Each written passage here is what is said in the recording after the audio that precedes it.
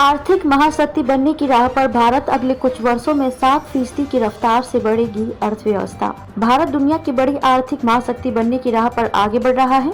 अंतर्राष्ट्रीय मुद्रा कोष IMF का अनुमान है कि 2025 तक भारत विश्व की चौथी सबसे बड़ी अर्थव्यवस्था बन जाएगा और 2027 तक भारत की अर्थव्यवस्था दुनिया की तीसरी सबसे बड़ी अर्थव्यवस्था होगी।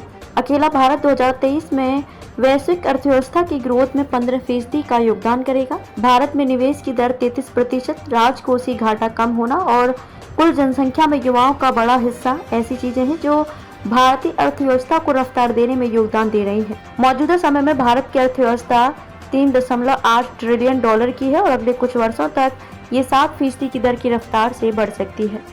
2014 के बाद भारतीय अर्थव्यवस्था ने पकड़ ली तेज रफ्तार। प्रधानमंत्री मोदी के नेतृत्व में भारतीय अर्थव्यवस्था ने तेज रफ्तार पकड़ ली है। 2014 के बाद से अब तक भारत की अर्थव्यवस्था ने बेहतरीन प्रदर्शन किया है। वर्ष 2022 में भारत विश्व की 5वीं सबसे बड़ी अर्थव्यवस्था बन गया है। अब तो भरपूर संभावना व्यक्त की जा रही है कि वर्ष 2030 के पूर्व भारत अमेरिका और चीन के बाद विश्व की तीसरी सबसे बड़ी अर्थव्यवस्था बन जाएगा। आर्थिक क्षेत्र में भारत के विकास की कहानी को केंद्र सरकार द्वारा आर्थिक और वित्तीय क्षेत्र में लगातार किए जा रहे सुधारों की सफल कहानी भी कहा जा सकता है। वैश्विक स्तर पर विशेष रूप से आर्थिक क्षेत्र में भारत के बढ़ते महत्व के चलते विभिन्न देश और वैश्विक संस्थान भारत की आवाज को अब गंभीरता से लेने लगे हैं। जापान, जर्मनी, अमेरिका जैसे देशों के मुकाबले खड़ा भारत। बड़ी बात यह है कि भारत ने सकल घरेलू उत्पाद GDP के मामले में पिछले 9 वर्षों के दौरान 5 बड़ी अर्थव्यवस्थाओं को पीछे छोड़ा है।